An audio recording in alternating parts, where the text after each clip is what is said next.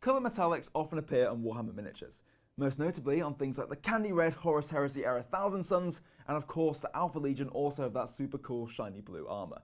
But colour metallics aren't tied down only to the Age of Darkness.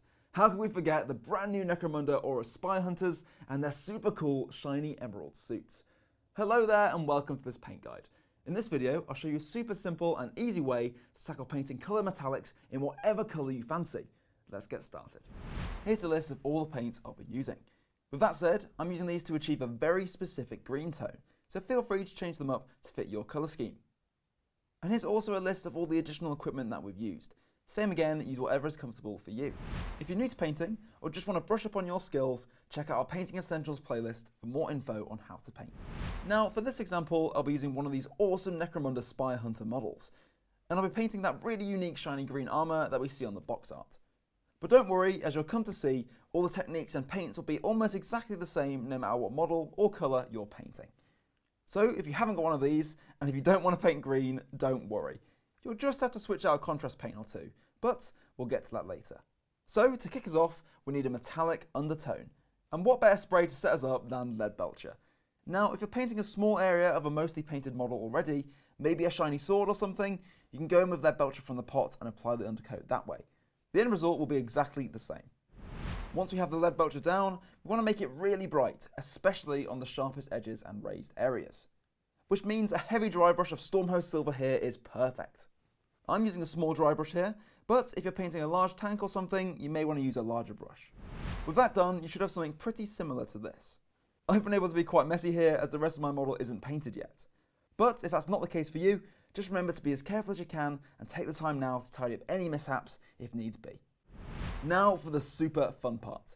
This is where we get to add some colour. Basically, all coloured metallics, no matter what shade you're going for, boil down to this stage. In order to achieve a coloured metal, take a contrast paint of your choice and simply paint it over the bright silver. I'm using Eldari Emerald, but I really do mean it when I say you can switch this out for any contrast paint you like. Some are thicker than others though, and it's vital that some of the metallic undercoat shows through the paint for this effect to work. This basically just means that you may need to thin your paint down with contrast medium first, if you've chosen a particularly thick paint to use. If you're unsure, do a test on a spare model first so you don't end up with a result you're unhappy with. Try thinning it, try not thinning it, see what you think best works for you.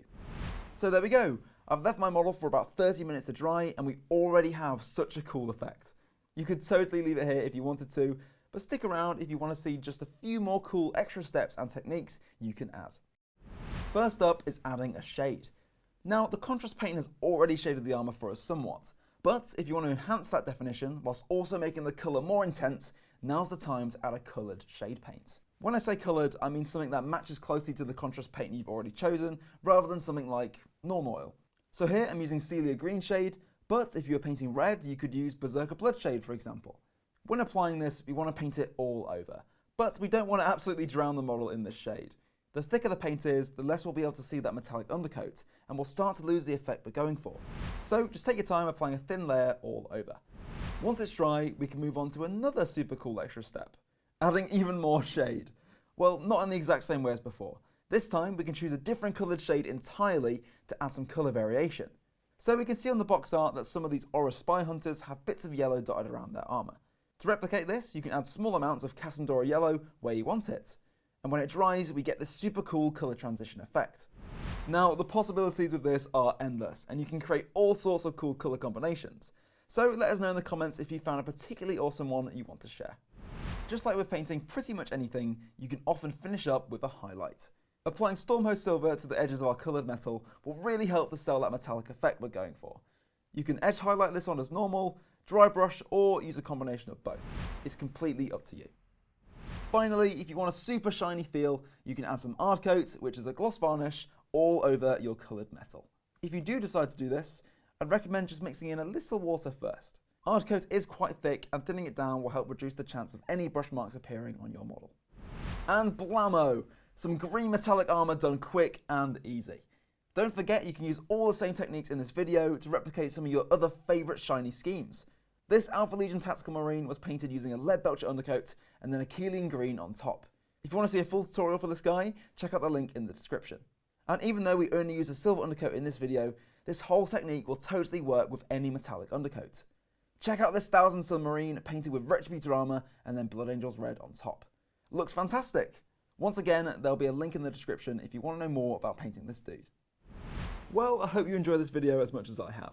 Now you should be more than ready to paint your favourite shiny armies, or perhaps even create an all-new colour scheme of your own. Maybe it's time to paint some metallic blue Ultramarines. As always, if you're looking for more tutorials, tips and tricks, you can check out some of the other videos on the Warhammer YouTube channel, or you can head to a Warhammer store where our amazing staff are always happy to help. Thanks for watching, see you next time, bye bye!